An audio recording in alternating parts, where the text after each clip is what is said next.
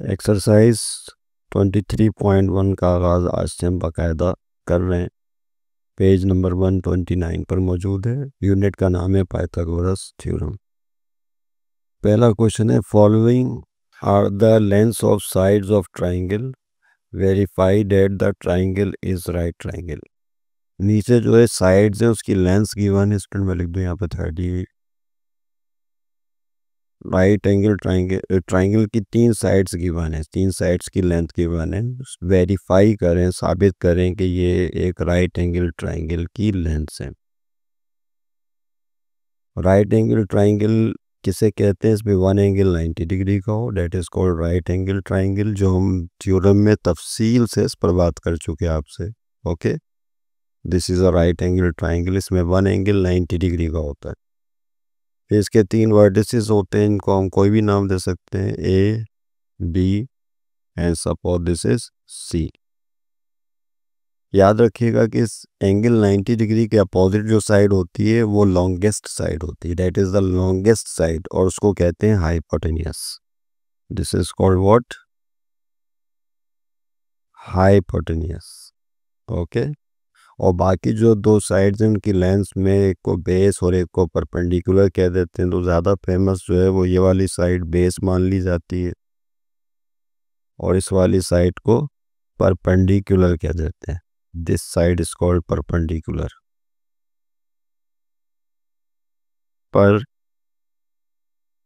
Perpendicular. Okay भाई, ये नाम है। चाहे तो आप इसको बेस बोल दें और इसे परपेंडिकुलर कह दें, it makes no difference here. Okay, इसकी वजह भी बयान हो जाएगी बीच में, क्यों किसी को भी बेस या परपेंडिकुलर कह सकते हैं। अब इस पे एक थ्योरम लगता है जो बहुत ही मशहूर थ्योरम है, पाइथागोरस थ्योरम, जो हमारे यूनिट का नाम भी है। वो ये है कि जो लॉन्गेस्ट साइड है यानी हाइपोटेन्यूस, उसका square that is equal to sum of the square of other 2 sides. यानी यहाँ पर बेस का स्क्वायर ले लीजिए और प्लस परपेंडिकुलर का स्क्वायर ले लें। ठीक है, तो हाइपोटेन्यूस का स्क्वायर बेस के स्क्वायर प्लस परपेंडिकुलर के स्क्वायर के बराबर होता है राइट एंगल ट्राइंगल में। तो ये लेफ्ट हैंड साइड हो गई और ये राइट हैंड साइड हो गई। अगर किसी भी ट्राइंगल के अंदर ये थ्योरम प्रूफ हो जाए, यानी left hand side right hand side के इक्वल आ जाए, तो इसका मतलब है वो एक राइट एंगल ट्राइंगल है। हमें साबित करना है, वेरीफाई करना है कि ये एक राइट एंगल ट्राइंगल है। वेरीफाई का मतलब है साबित करें। तो इसका मतलब है कि वाकई है राइट एंगल ट्राइंगल की तीनों साइड्स हैं। तो इसमें सबसे पहले लॉन्गेस्ट साइड को पिक करें। लॉन्गेस्ट साइड कौन सी है student? C is equal to 34। तो ये जो लॉन्गेस्ट साइड है ये हम हाइपोटेन्यूस बन जाएगी, और बाकी 2 साइड्स की लेंथ में एक को बेस मान लें और एक को परपेंडिकुलर। सपोज मैं इसे बेस मान लेता हूँ और इसे परपेंडिकुलर मान लेते हैं। ठीक है, अब यहाँ पर हम सॉल्व कर रहे हैं। तो ये साबित करने के लिए कि राइट ट्राइंगल की ये तीनों साइड्स हैं, उसके लिए हमें पाइथागोरस थ्योरम इस्तेमाल करना पड़ेगा। वो देखेंगे लेफ्ट साइड राइट साइड के बराबर आती है नहीं आती। तो यहाँ लिखेंगे बाय यूजिंग पाइथागोरस थ्योरम। तो बाय यूजिंग पाइथागोरस थ्योरम, तो देखिए पाइथागोरस थ्योरम क्या है? हाइपोटेन्यूस का square that is equal to base का स्क्वायर प्लस ऑफ परपेंडिकुलर का स्क्वायर। ठीक, अच्छा एक बात और ध्यान में रखिएगा कि जो साइड सी के अपोजिट लेंथ है उसको हम स्मॉल सी से शो कर देते हैं। ए के अपोजिट जो लेंथ है उसको स्मॉल ए से शो कर देते हैं। बी के अपोजिट जो लेंथ है उसको स्मॉल बी से शो कर देते हैं। तो आप इसको यूं भी लिख सकते हैं कि सी का square is equal to base A का स्क्वायर प्लस परपेंडिकुलर बी का स्क्वायर, स्मॉल बी का स्क्वायर। चाहे तो ऐसे लिख लें, C square is equal to A square plus B square. लेकिन इसके 4 पार्ट हैं। हो सकता है किसी पार्ट में लॉन्गेस्ट साइड को ए से शो किया हो, स्मॉल ए से या स्मॉल बी से, तो वो फिर हमारी हाइपोटेन्यूस बन जाएगी। It is very important. यही वजह है कि मैं यहाँ बाकायदा या इनके जो नाम है साइड्स के, उन नामों के लिहाज से हम जो है पाइथागोरस थ्योरम लिखा है, समझ रहे हैं। तो C square is equal to this. तो हाइपोटेनस कौन है, देखो वहाँ पे 34, 34 का स्क्वायर, और बेस है इसमें A16 उसका स्क्वायर, प्लस परपेंडिकुलर है 30, 30 का स्क्वायर, 34 का स्क्वायर 1156, 16 का स्क्वायर 256, 30 का स्क्वायर 900। अगर हम इनको ऐड कर लें तो देखें क्या होगा, 11 of 56 is equal to 1156। Satisfied. Satisfied का मतलब क्या हुआ कि पाइथागोरस थ्योरम सेटिस्फाई हो गया, left hand side is equal to right hand side. तो इसका मतलब है कि जो गिवन साइड्स हैं वो यकीनन एक पाइथागोरस थ्योरम की ही, सॉरी एक राइट एंगल ट्रायंगल की ही साइड्स वेरीफाई इस तरह करेंगे। इसके 3 पार्ट्स और हैं, तो उम्मीद है कि वो आप खुद ट्राई कर लेंगे। आइए नेक्स्ट क्वेश्चन की तरफ चल रहे हैं।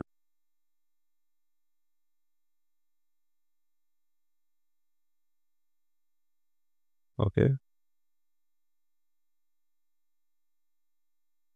नेक्स्ट क्वेश्चन नंबर 2 है, जिसके अंदर 4 डायग्राम्स गिवन है। देखिए अगर मैं आपको दिखा पाऊँ, ये पेज शायद आपको नज़र आ जाए वाज़ेह तौर पर। Okay, question number 2।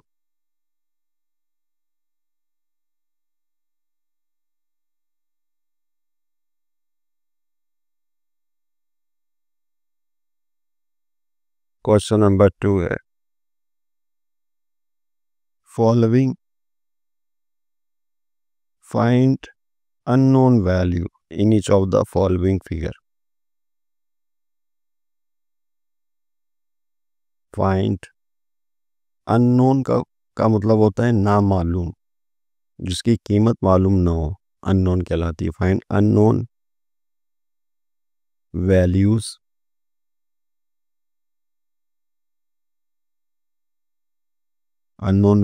Of in each of the following figure, in each of the following figure। नीचे 4 फिगर्स गिवन है, जैसा कि अभी आपने पिक ले ली होगी इसकी, उसमें अननोन वैल्यू मालूम करनी है। पहली जो है वो ये है, मैं डायग्राम यहाँ बना देता हूँ। ओके, ये फर्स्ट पार्ट है जिसमें this is 7, this is 24 and this is x। जी स्टूडेंट्स, ये आपके सामने क्वेश्चन आ गया, आइए इसको देखें कैसे। ये पहला पार्ट है। इस पहले पार्ट में कह रहे हैं कि एक राइट एंगल ट्रायंगल गिवन है। कैसे पहचाना राइट एंगल ट्रायंगल है, कि दो साइड्स परपेंडिकुलर होती हैं राइट एंगल ट्रायंगल में, और ये एंगल 90 डिग्री का होता है।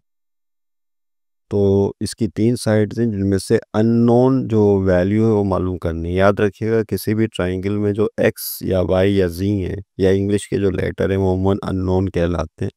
तो यहाँ पे हमें एक्स की वैल्यू फाइंड आउट करनी है। अभी हमने थ्योरी समझ ली है।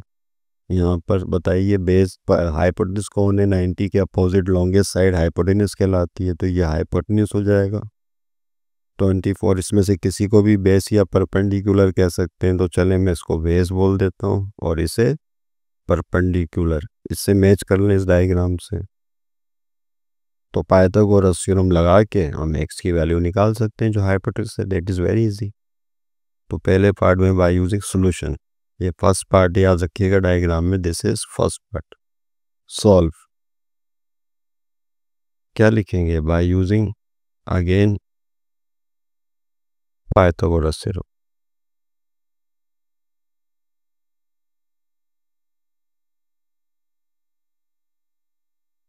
पाइथागोरस थ्योरम लगाइए इसमें, तो देखें क्या होगा स्टूडेंट। हाइपोटेनस का square that is equal to base square plus of perpendicular का स्क्वायर। हाइपोटेनस जो है वो एक्स है, एक्स का स्क्वायर जो हमें मालूम करना है। बेस है यहाँ पर 24 उसका स्क्वायर और प्लस परपेंडिकुलर इज 7, 7 का स्क्वायर। फिर x square is equal to 24 का स्क्वायर करेंगे।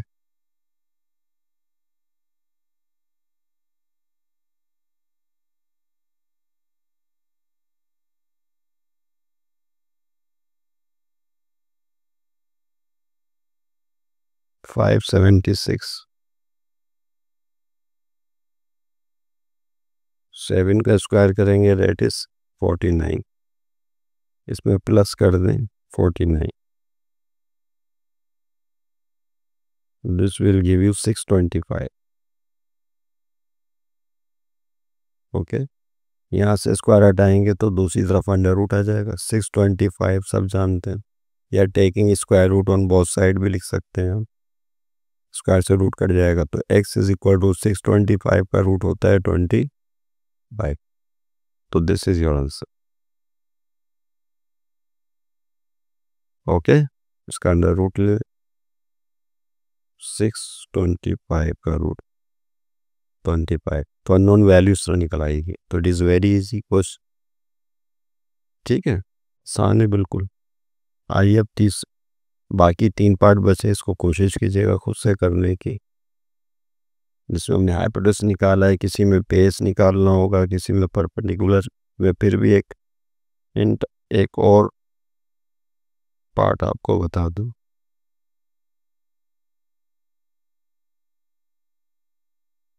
वो ये है,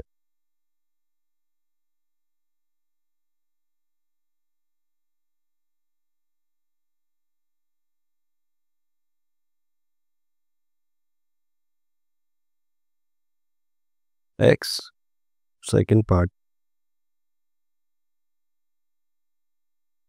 एक्स 13 + 5,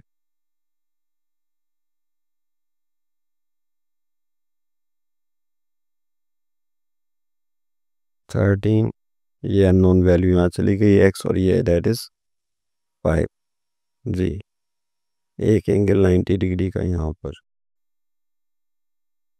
ओके, इसमें जो अननोन वैल्यू है वो क्या है स्टूडेंट, देखिए सेकंड पार्ट में एक्स यहाँ पर है, एंड दिस इज, इसको आप परपेंडिकुलर मान इस डायग्राम से मैच कर लें, और ये चीज़ हाइपोटेनस हो जाएगी। लॉन्गेस्ट साइड दी हुई है इस दफ़ा आपको, बेस गिवन है 5 और एक्स मालूम करना है, तो सॉल्यूशन में फिर बाय यूजिंग पाइथागोरस थ्योरम, वही हाइपोटेनस का square is equal to what, base square plus perpendicular square. तो हाइपोटेनस है 13, उसका स्क्वायर आ जाएगा, बेस है 5, उसका स्क्वायर प्लस परपेंडिकुलर है एक्स, इसका स्क्वायर।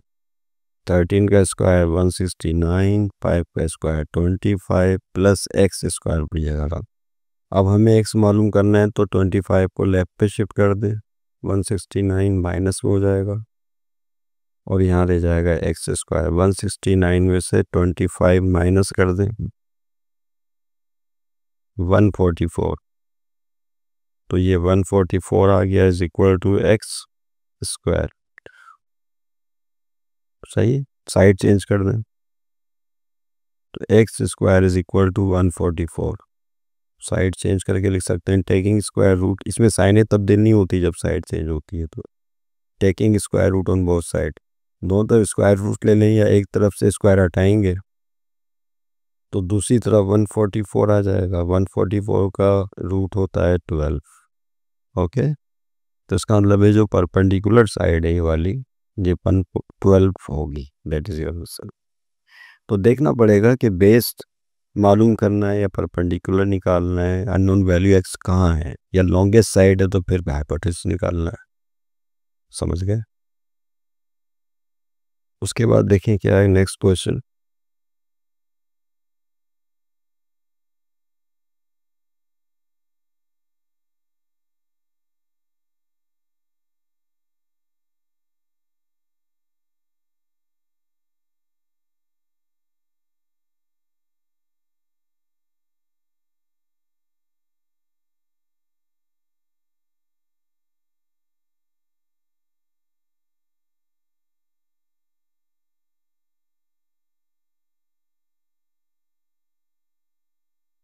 यार ये क्या हो रहा है?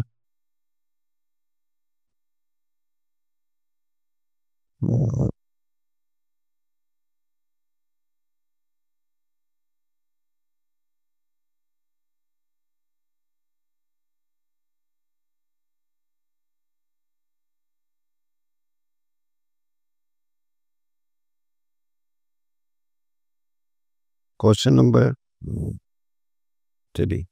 The three sides of a triangle are, question number 3 देख लो students. The three sides of triangle are measures,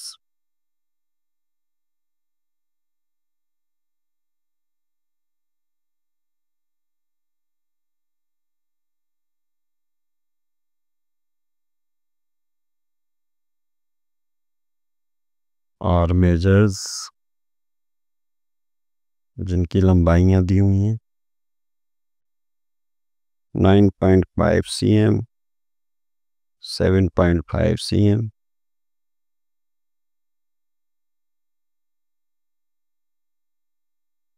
and x cm. x unknown value है.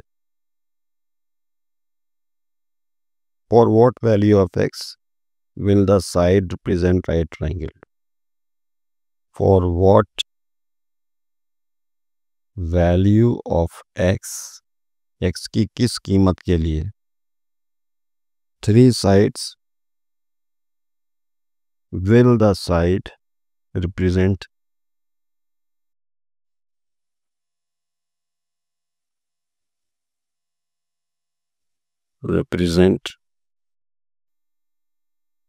right angle triangle या right triangle.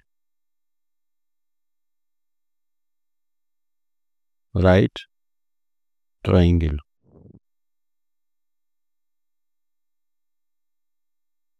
देखिए इस क्वेश्चन में students three sides of triangle जो है वो इस तरह से दी गई हैं ट्राइंगल की. एक है 9.5 सेंटीमीटर और एक है 7.5 और एक है 1 सेंटीमीटर. आपकी थ्री साइड्स दी हुई हैं ट्राइंगल की, लेकिन इसमें एक अननोन है. तो आपको बताना है कि एक्स की वैल्यू क्या होनी चाहिए. For what value of x, x की वैल्यू बताएं. Will the side represent right triangle, कि जिस पर ये जो साइड्स है तीनों साइड्स मिलकर एक राइट ट्राइंगल को रिप्रेजेंट करें. एक्स की वैल्यू मालूम करनी है. उसके लिए जाहिर सी बात है कि हम एक राइट ट्राइंगल पर पाइथागोरस थ्योरम अप्लाई करके जो अननोन वैल्यू ऑफ एक्स है वो निकाल लेंगे. पाइथागोरस थ्योरम लगाना पड़ेगा. इस राइट के लिए क्योंकि उसका ताल्लुक ही राइट ट्राइंगल से है. तो देखें सोल्यूशन में क्या हो जाएगा. ओके, तो इसमें जो है इसको आप एक को लॉन्गेस्ट साइड मान लें बाय यूजिंग पाइथागोरस थ्योरम.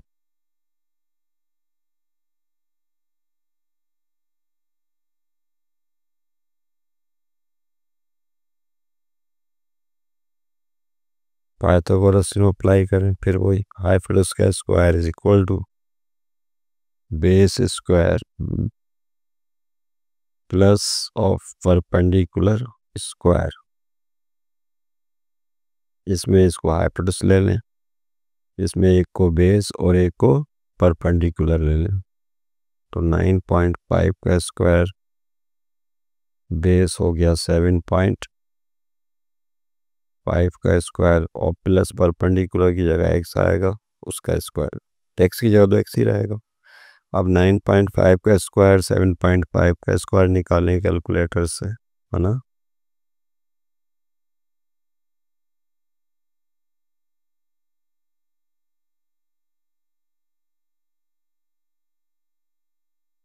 तो 9.5 का स्क्वायर 90.25, 7.5 का स्क्वायर 56.25 एक्स स्क्वायर. इसको यहाँ भेज दूँ.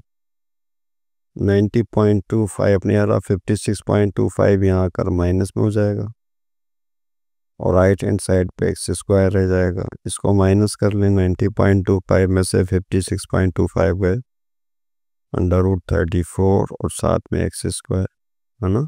साइड चेंज कर दें. X square is equal to 34. Square हटाएंगे तो दूसरी तरफ अंडर रूट आ जाएगा.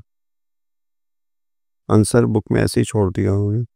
34 साथ में सेंटीमीटर लगा दें. रिक्वायर्ड वैल्यू ऑफ एक्स, यानी इसका मतलब है कि जो एक्स है ये वो वैल्यू है साइड की लेंथ, कि अगर आपने एक्स की √34 वैल्यू ली तो फिर ये तीनों साइड्स मिलकर एक राइट एंगल ट्राइंगल ही फॉर्म करेंगी, और पाइथागोरस थ्योरम उस पर एप्लीकेबल होगा, क्योंकि उसको अप्लाई करके तो वैल्यू निकाली हमने। समझ रहे हैं बात को? ओके स्टूडेंट, अब नेक्स्ट क्वेश्चन की तरफ जा रहे हैं। ठीक है, next question.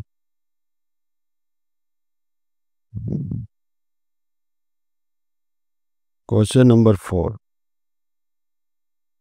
ABC is an isosceles triangle.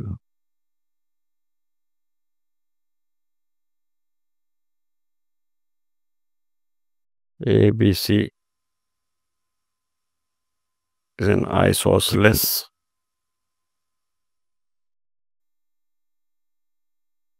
triangle with measurement AB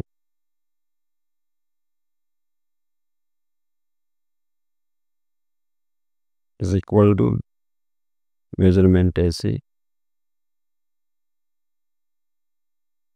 is equal to 13 centimeter, and measurement BC 10 centimeter, and measurement of BC की लंबाई 10 सेंटीमीटर है।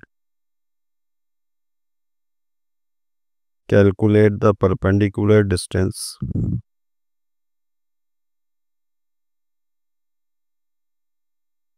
calculate the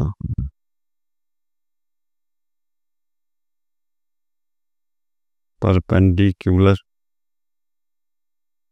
distance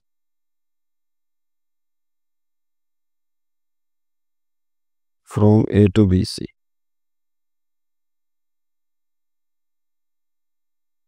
From A to BC. Yes, students, ध्यान देते ये question कह रहे हैं ABC जो है आइसोसेलेस ट्राइंगल है। आइसोसेलेस ट्राइंगल उसे कहते हैं जिसकी दो साइड्स की लेंथ इक्वल हो और तीसरी साइड की लेंथ अनइक्वल हो, यानी टू साइड्स की लेंथ इक्वल होगी तो उसे आइसोसेलेस ट्राइंगल बोलेंगे। अगर आप इसको डायग्राम की हेल्प से समझना चाहें तो कुछ इस तरह की सिचुएशन है कि फर्ज कर लें ये आपके सामने एक ट्राइंगल आइसोसेलेस ट्राइंगल है। इसके नाम दे देते हैं, suppose this is point A, this is point B, this is point C. अब यहाँ पे जो मेजरमेंट ऑफ ए बी और मेजरमेंट ऑफ ए सी है, दोनों की लेंथ 13 सेंटीमीटर है, यानी ए बी की लंबाई 13 है और ए सी की लंबाई भी 13 सेंटीमीटर है। और जो मेजरमेंट ऑफ बी सी है, यानी बी से सी तक की length, that is equal to what, 10 centimetre. वो 10 सेंटीमीटर, इसको मिटा दूं मेरा ख्याल है तो आप समझ गया, दैट इज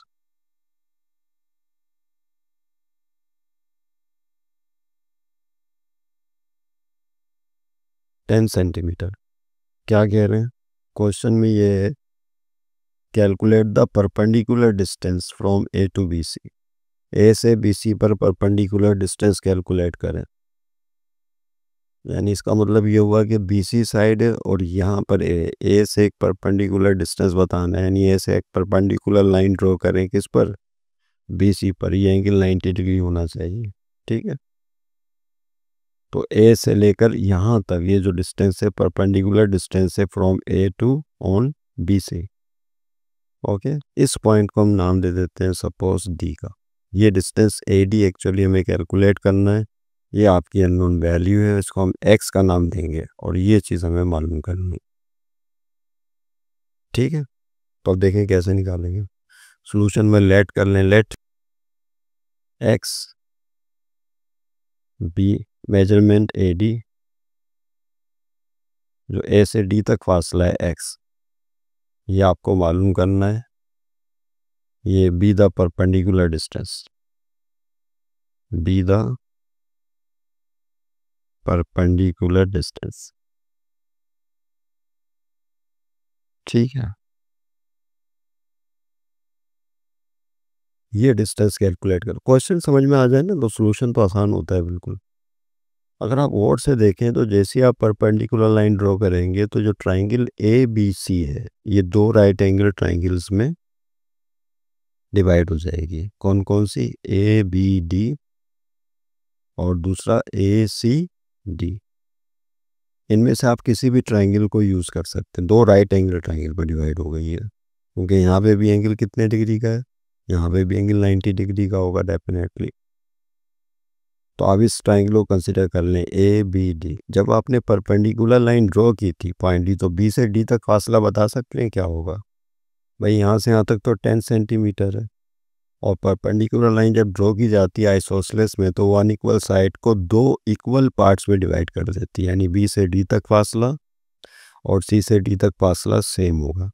तो बी से डी तक फासला कितना हो जाएगा? That will be 5 centimetre. कैसे पहचाना ये 5 होगा? क्योंकि बी से सी तक 10 है टोटल लेंथ इस साइड की, और पॉइंट डी सेंटर पर है बिल्कुल। तो इसका मतलब है वो साइड बी सी को दो इक्वल पार्ट्स में डिवाइड करेगा, तो बी डी फासला हो जाएगा 5 centimetre.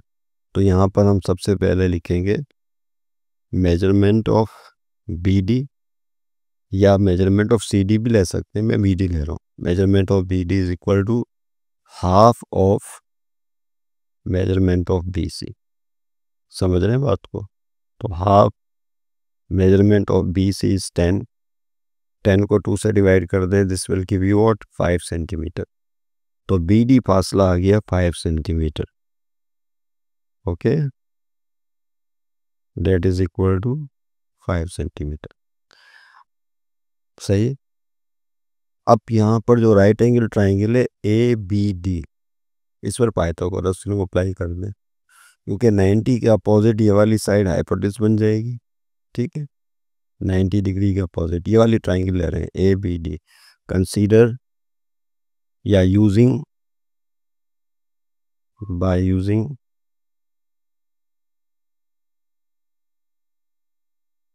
Pythagoras theorem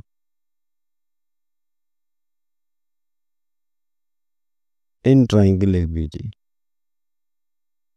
in right triangle A B D कहना ज़्यादा बेहतर है। In right triangle A B D. ठीक है, तो 90 के सामने हाइपोटेनस, और इसमें एक बेस हो जाएगा ये बी डी, और ये जो है परपेंडिकुलर हो जाएगा। समझ रहे हैं बात को?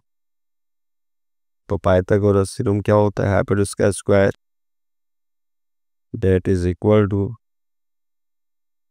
Base square plus of perpendicular square. तो इसमें जो हाइपोटेनस है वो measurement of A B longest side, ऐसे भी लिख सकते हैं, फिर base measurement of B D उसका स्क्वायर, और फिर परपेंडिकुलर है ए